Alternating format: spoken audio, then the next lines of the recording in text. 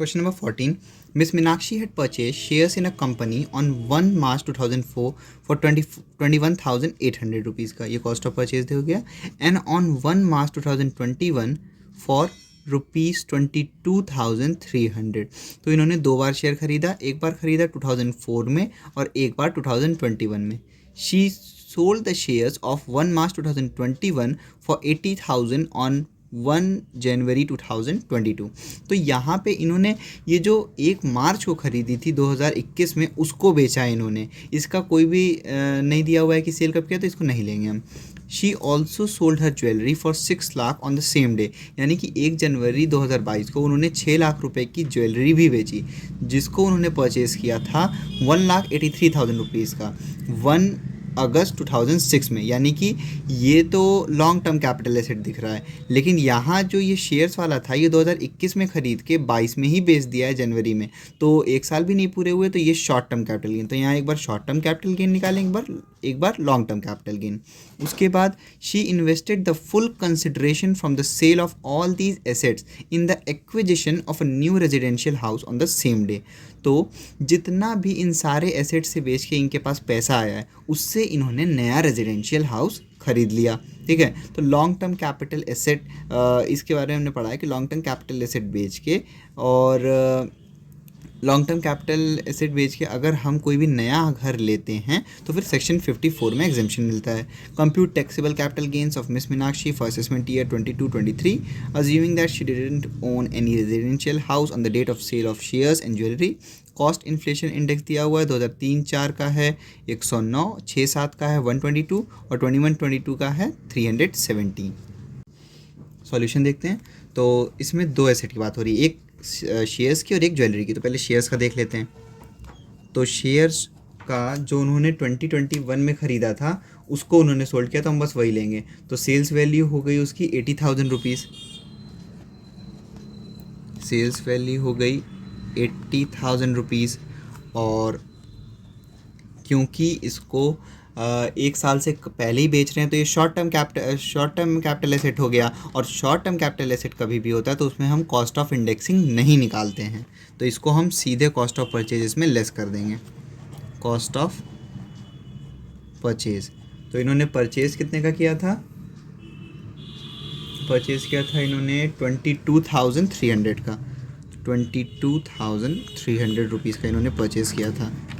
तो कैलकुलेटर में देख लेते हैं, यह आ गया 57,700. यह आ गया हमारा शॉर्ट टर्म कैपिटल गेन.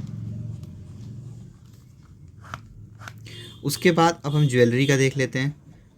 तो ज्वेलरी जो है उन्होंने सोल्ड किया है कितने का? इन्होंने सोल्ड किया 6 लाख रुपए का. तो 6 लाख रुपए की इन्होंने ज्वेलरी सोल्ड की. अब इन्होंने इस ज्वेलरी को ख़रीदा था 2006 में, यानी कि लॉन्ग टर्म कैपिटल एसेट है तो इसमें इंडेक्सिंग निकलेगा. तो इसमें हम index cost of purchase less कर देंगे. इंडेक्स कॉस्ट ऑफ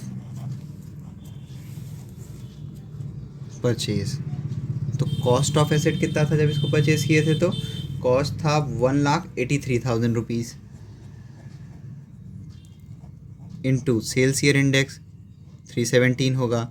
परचेज 2006 में किया था तो 2006-7 का इंडेक्स दे रखा है हमको 122. इसको देख लेते हैं. 1,83,000 इंटू 317 डिवाइड बाई 122, ये आ जाएगा 4,75,500. क्वेश्चन में इम्प्रूवमेंट दे नहीं रखा है इसलिए हमने इसको सीधे बाहर ले लिया. अब इसको हम लेस कर लेंगे 6 लाख में, तो ये आ जाएगा 1,24,500. 1,24,500 ये आया gross long term capital gain. और क्वेश्चन में बोल रखा है कि इन्होंने इन्वेस्ट कर दिया है फुल कंसिडरेशन एक रेजिडेंशियल हाउस लेने में. तो शॉर्ट टर्म कैपिटल एसेट बेच के कोई रेजिडेंशियल हाउस खरीदने का हमने तो पढ़ा नहीं है.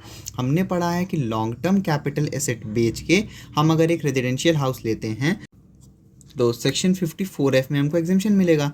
अब यहाँ ये नहीं गिवन है कि कितने का इन्होंने, तो इसमें हम पहले एक फॉर्मूला लगाते हैं, पहले वो देख लेते हैं। Long term capital gain into cost of new asset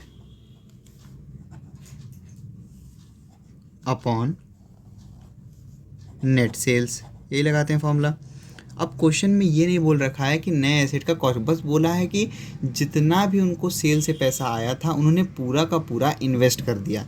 यानी कि लॉन्ग टर्म कैपिटल गेन हमारा कितना है, लॉन्ग टर्म कैपिटल गेन है 1,24,500 रुपीज़। अब कॉस्ट ऑफ न्यू एसेट, तो बोला गया है कि जितना भी दोनों एसेट को बेच के पैसा आया है, तो ज्वेलरी को हमने बेचा तो इन्होंने बेचा तो 6 लाख रुपए आया, और शेयर्स को बेचा था तो आया है 80,000 रुपये।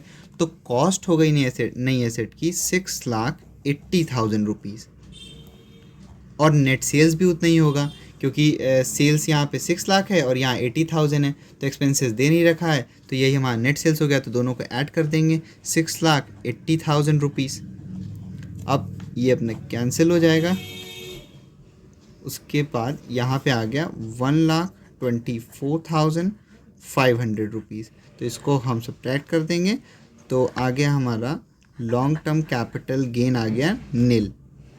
तो आंसर होगा हमारा कि इसमें बस केवल इसमें हमारा बस शॉर्ट टर्म कैपिटल गेन निकल के आया है जो कि है 57,700, और लॉन्ग टर्म कैपिटल गेन जो है वो नील है।